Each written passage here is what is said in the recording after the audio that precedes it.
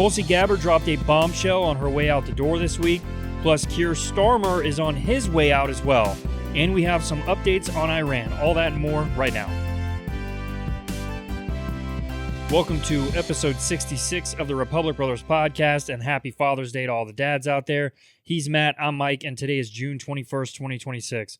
Please hit that subscribe button now so you don't forget and you don't miss our next episode on Thursday. Let's go ahead and get into the biggest story of the last week, and that is certainly Iran. Over the past week, the conflict involving Iran, Israel, and the United States has entered a new and uncertain phase. While major combat operations have declined compared to the height of the fighting earlier this year, diplomatic efforts and regional tensions remain extremely high, and even though there was a peace agreement, it is extremely fragile and may collapse given each side believes the Memorandum of Understanding says and means different things. The biggest development of the last few days has been the continuation of negotiations between the United States and Iran in Switzerland. These talks are aimed at solidifying a broader agreement that would prevent the conflict from reigniting and address disputes surrounding Iran's nuclear program, regional security, and sanctions relief. President Donald Trump has publicly maintained that the United States is prepared to pursue a diplomatic settlement, but has also warned that Iran could face additional military action if it takes steps that threaten regional security or disrupt international shipping. In particular, Trump has warned Iran against interfering with traffic through the Strait of Hormuz, one of the world's most important energy corridors. Vice President J.D. Vance, who has been involved in the latest diplomatic efforts, described the ceasefire process as, quote, a little messy, but said the United States has made significant progress in discussions related to Iran's nuclear activities. Vance has emphasized that the administration's objective is a durable ceasefire and long-term regional stability. Iranian officials have taken a very different position, though. Tehran has argued that meaningful progress depends on ending military activity linked to Israel and on honoring previous commitments made during negotiations. Iranian leaders have also warned that they are prepared to take what they call, quote, reciprocal action if they believe agreements are not being respected. One of the most contentious issues remains the Strait of Hormuz. Iranian authorities have claimed they are restricting or threatening access to the waterway in response to Israeli military action in Lebanon. The United States disputes some of those claims, but concerns over the strait have once again put global energy markets on edge because roughly 1/5 of global oil and gas shipments traditionally move through the strait. Israel has continued to signal that it reserves the right to respond forcefully if attacked. Earlier this month, Prime Minister Benjamin Netanyahu said Israel would halt strikes provided hostilities ceased, but warned that any renewed attacks from Iran would be met with what he called overwhelming force. International reaction has largely centered on calls for de-escalation, as it always does. The United Nations has welcomed the recent diplomatic breakthroughs. UN Human Rights Chief Volker Turk described the emerging agreement as an important opportunity to end the conflict and urged all parties to implement their commitments in good faith.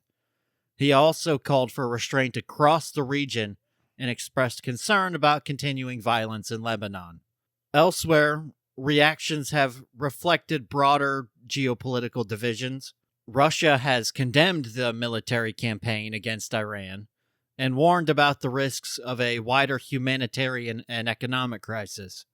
Ukraine, on the other hand, has voiced support for decisive action against Iran, arguing that it contributes to regional security. Several Gulf states have strongly condemned Iranian attacks directed towards their territory during this conflict. As of today, the central question is whether diplomacy can outpace events on the ground. Negotiators are still meeting, but there are many things to work out. The United States says progress is being made. Iran says trust must be rebuilt. Israel still on high alert.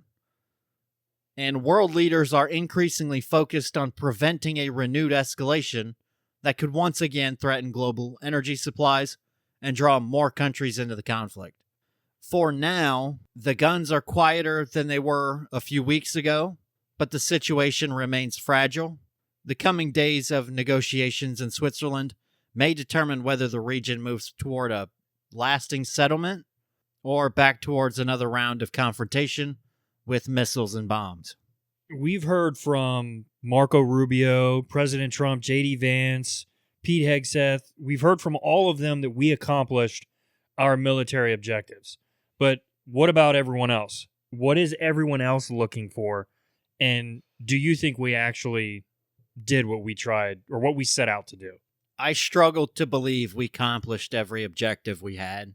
They will rebuild their capabilities to build and launch missiles, and I think it is wishful thinking to assume they won't do the same with nuclear weapons. We did take out much of their capabilities, but that's temporary. As for everyone else, I think it's fairly simple. Iran's leadership just wanted to survive, and if they could get some financial relief, that would just be a benefit and a cherry on top. Israel wanted regime change, but once it was clear there were more people behind the top 40 or 50 who would take over and keep things going along the radical path the regime had before, that position became untenable. The leaders that took over in Iran went into hiding to ensure survival, and they did well at suppressing the flow of information within their own country to prevent an uprising. Israel still has those maximalist objectives, but without Trump and the U.S. backing them, it's just not going to happen. I really don't think this is over. Trump wanted it to end and was looking for an off-ramp, but I am not willing to sit here and say this was a success now. If Trump follows through with this agreement and it falls apart, it will be worse than Obama signing the JCPOA agreement with Iran. It took years to block Iran from the financial markets, and we may give that back to them and get nothing out of it. Trump really is playing a dangerous game here, and I now expect him to lose on this one. Wow, you think he's going to lose the whole deal? Even if it holds out and let's say Iran signs, everybody signs and everybody's all good, Iran follows through with what they're going to do, what about that? They will try to get a bomb. The question is when they try to get it. If they go for it today, the deal falls apart too quickly and they don't get the relief they need. If they hold out and wait a few years, they build that trust they say they want, but then they can go back on that. You are negotiating with terrorists here. They are the number one sponsor of terrorism in the world. I think that's more likely, where once Trump leaves office, Iran will decide to go back on that agreement. By that point, Trump will most likely have given up some of the leverage he had. Money will be released that was frozen, and they will have had a chance to ship oil legally, bringing in more money. Once that happens, they'll strengthen their economy and they'll go back to building weapons. It'll go back to what it was before, where they were trying to build an enormous stockpile of missiles and drones as a deterrent for anyone attacking them while they go for the bomb. This is not over, and it might be far worse the next time we talk about it. Yeah, I've said it over and over again at this point. I think Trump should just wipe them off the face of the earth at this point. I don't think there's any point in even making a deal. Like you said, we are negotiating with terrorists, and they're just going to change their mind later anyway. Yeah, and like I said, at this point, I don't think Trump has actually lost yet. It's just with everything we know, I don't believe the other side's going to keep their word, and I don't know why Trump would think that either. And because of that, I think it's highly likely we end up losing on this. Well, we will see how things shake out in this. You could see the gas prices come down there for a few days. Hopefully, things don't take off again and everything skyrockets. Now, I want to move on to our next topic. On her final day in office, outgoing Director of National Intelligence Tulsi Gabbard completely blew the lid off the COVID origin cover-up. She dropped what are now being called the Fauci Files, a treasure trove of 67 newly declassified documents and emails that prove exactly what we all suspected. Anthony Fauci did not just try to control the public narrative through the media. He actively went behind the scenes to manipulate and shape the United States intelligence community's investigation into where COVID-19 actually came from. According to these declassified files, back in June of 2021, Fauci went over to Langley and held a secret meeting with the CIA's Weapons and Counterproliferation Mission Center. Why? To explicitly push the natural origin theory and steer CIA analysts away from looking at the Wuhan Institute of Virology. The emails show Fauci was handing intelligence officials a curated list of his own hand-picked experts to contact. Coincidentally, the very same scientists who authored the articles pushing the natural origin narrative. And the intelligence community just rolled over. One internal email shows an intelligence official defending this, saying Fauci, quote, probably knows better than most who the real coronavirus experts are. Think about the sheer arrogance and the massive conflict of interest here. The man who funded the gain-of-function research in Wuhan was the guy the CIA was relying on to tell them whether or not the virus came from a lab in Wuhan. When Tulsi released these, she didn't just hold back. She said politicized, self-serving leaders like Dr. Fauci covered up their own wrongdoing and abuses of power, manipulated intelligence, lied to Congress, and undermined a duly elected president by restricting his access to the vital facts he needed to keep the country safe. And she is exactly right. This also proves Fauci lied under oath. Remember his congressional testimony in 2024? When lawmakers asked him flat out if he had spoken to intelligence agencies about viral research, he got evasive, played stupid, and deflected to talking about anthrax. Well, now we have the paper trail. He didn't just speak to them, he ran a targeted influence campaign on them. Senator Rand Paul immediately reacted to the release, stating that he has already referred Fauci to the DOJ multiple times for criminal prosecution over what he called a web of lies and promised there's more to come. But here's the kicker. Fauci will never face a courtroom for this. In his final days in office, Joe Biden issued a preemptive blanket pardon to Anthony Fauci, shielding him from federal prosecution. They knew this data all along. They knew it was coming out. They knew the truth would eventually see the light of day. Well, we all knew Fauci was lying, but the media kept telling us we didn't know anything. We didn't have a degree in virology, so we didn't know what we were talking about. You don't need a degree to know BS when you hear it. When Biden gave him the preemptive pardon, it really made people with common sense think about why that was. We knew there was something behind the scenes that was being hidden. By the way, I'll bring it up. Think about all the other pardons Biden gave preemptively. I wonder what else we'll find out about. I think it was great for Tulsi Gabbard to release these files on the way out. We all want transparency, and we finally got some of it. She most likely knew she also had nothing to lose, so why not? And as you said, there's no chance Fauci will ever testify again. He got his pardon, and he'll ride off into the sunset, I believe with a $400,000 per year retirement pension. That should make you feel good. At least that's the last number I heard. Maybe it's more. Yeah, it wouldn't shock me if it was more than that. This is crazy. We all knew he was full of crap from the beginning. 6 years ago when all this came out and he was standing up there telling us all these different things we needed to do to stop the spread, we all knew then he was full of it. Well, yeah, and when he's sitting there saying, wear your face mask to stop the spread, when the box the mask comes in says does not prevent the transmission of COVID, we all knew something was going wrong here. Yeah. In the old classic, if your mask is really working, then it doesn't matter if I'm wearing one, right? If somebody else is saying, oh, you need to put your mask on, you just worry about you. If your mask works, then it doesn't matter if I'm wearing one. That's right. I'm just glad we finally got, some transparency, like you said. It's nice. It's nice when we hear these things and we go, oh, yeah, I guess we were right. Isn't it always funny, though? I don't think any of the so-called conspiracy theorists are going to get an apology for saying that this came from a lab. Do you remember that? We were conspiracy theorists because it came from a lab, not just some bat soup in some rare place in China. It's funny how often this works out, where the conspiracy theory ends up being true. Yeah, and no one's going to give Trump an apology when he called it the China disease. No. He said it came from a lab in China. He was right. All right, let's move on to our next thing here. If you've been watching the headlines out of the UK, you might think it's business as usual across the pond, but a special election that they call a by-election just went down in the north of England, and the fallout tells us everything we need to know about where Britain is heading.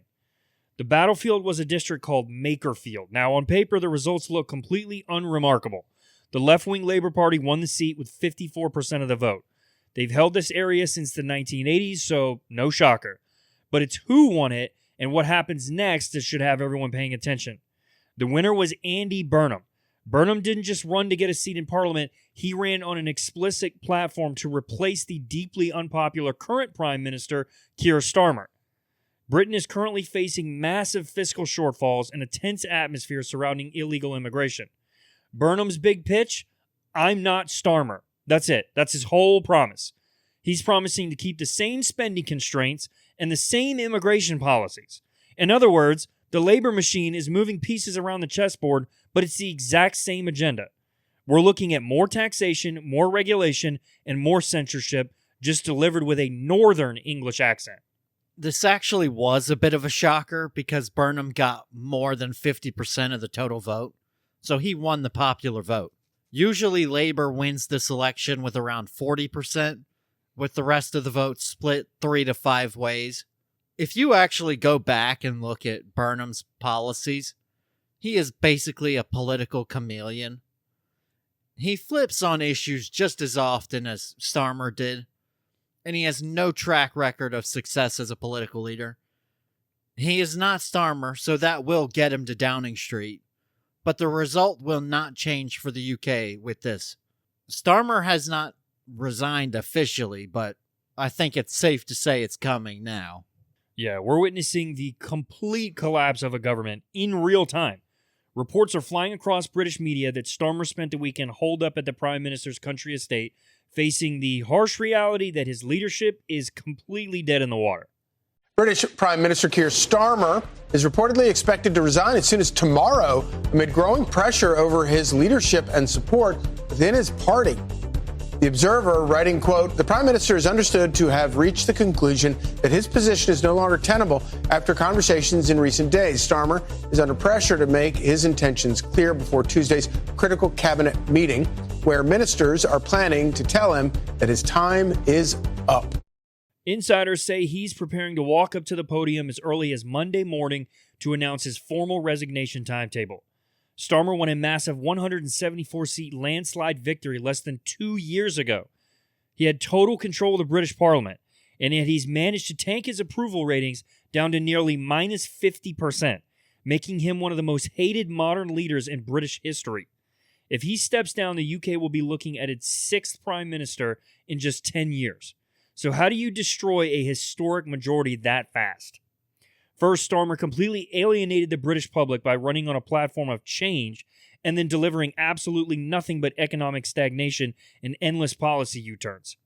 He explicitly punished his own base, even stripping away winter fuel payments from low-income elderly folks.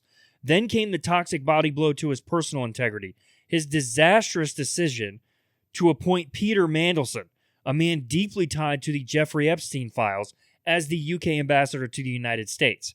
It triggered a nuclear fallout in his cabinet, forced his chief of staff to resign, and left the British public feeling completely lied to. But the final fatal execution happened just days ago at a special election that we talked about. Andy Burnham gets sworn in tomorrow, backed by a massive fraction of lawmakers ready to mount a hostile takeover for control of the country. And then Donald Trump comes in on Truth Social and calls the race before Starmer even hits the podium. Trump posting, quote, "Keir Starmer will resign as Prime Minister of the United Kingdom. He failed badly on 2 very important subjects, immigration and energy, open North Sea oil. I wish him well." So, Matt, how did we get here? Well, I want to be fair to Keir Starmer here. Starmer did fail, but every Prime Minister of the United Kingdom has failed since the 90s. Keir Starmer, Rishi Sunak, Liz Truss, Boris Johnson, Theresa May, David Cameron. Take your pick. By the way, all the names except Starmer I just listed were conservatives. For the last 30 years, what the public in the UK has wanted has not happened. They have been lied to by their government on numerous occasions. The government told everyone they needed to go net zero to save the planet, but they never told the people the true cost. Net zero is not free, and it is suicide for a government to give up its energy independence and its industrial base. You need those things to protect yourself and keep your economy going in the right direction. The people in the UK kept voting Conservative because that was the message the voters felt the country needed. But those things never actually happened, so they switched to the Labour Party. Surprise, that also didn't work. The UK has underinvested in everything that matters and overinvested in things nobody in the country wanted. It's very nice for the illegal migrants to get nice hotel rooms and free food, but that does nothing for the people who voted and paid taxes. The simple truth is the UK got drunk on the peace from the Soviet Union collapsing, and they turned themselves into a welfare state. As you said, the UK economy has been stagnant. There is no government so far that has been willing to take the steps and the pain that comes with to fix these problems. Every nation in Europe is dealing with it to some extent, and we even saw last week with France when they passed on a boat of illegal migrants onto the UK, knowing the UK wouldn't return them. The EU loves immigration without limits, but many nations are starting to realize that it comes with a cost, and the UK may have reached that point of no return. Drastic changes will be coming if they want a chance to fix it, but there is a chance there's no coming back. If they try and change it, it's going to hurt really bad. The pain and suffering of the people will be large. They would be wise to try and fix it, though, because the UK is not going to be an ally of the US in the not-too-distant future if this doesn't change. You and I sit here and talk about demographics quite often, and the UK is in a crisis. Net migration numbers are no longer terrible, but the part they leave out is immigration is still off the charts high. It's just that their own people are starting to leave. They will need drastic changes very soon for any chance to fix this. All right, Matt, let's get into our blind ranking. Today, you are ranking the states you would most want to live in from 1 to 5. I'm ready. Let's do it. Okay, up first, you have Vermont. Not my favorite. Not low tax, quite liberal. Not great weather. I have to go 4, and it's a contender for 5. But I'm going to go 4, save myself an option there. Okay, next up you have Nebraska. Nebraska. Tornado Alley. Lovely. It is a conservative state, so it's going to go higher than Vermont. So I'm thinking number 2. Number 2. Okay, next up you have South Dakota. This might stun some people. Beautiful place. That's going number 1. Nice 1. cold weather for you, too. You get all 4 seasons. So that's my number 1. Okay, I think I know where the next one's going. Massachusetts. I should have put Vermont at 5. But Massachusetts has to go number 5 now. Okay, and in your number 3 spot, you have Louisiana. Yeah, I got that right. I missed on 4 and 5, but... You'd flip Massachusetts and Vermont? I mean... Yeah. I don't know. You think Vermont is worse than Massachusetts? Massachusetts has Boston, though. There's a great sports scene. You're also on the coast a little more. But I feel like Massachusetts would be even more liberal than Vermont. I feel like Vermont would be prettier to see. Vermont is like people's vacation homes and, you know, the winter weather up there, lots of green trees and, you know, that kind of stuff. I think they're both quite close as far as how democratic they are. They're both very democratic, though, so that's why they're at the bottom of the list. I just think about the sports part mostly. Okay. If you had to live somewhere, wouldn't you rather have some sports around? They have all the major sports, so that kind of tips the scales to Massachusetts for me. True. All right.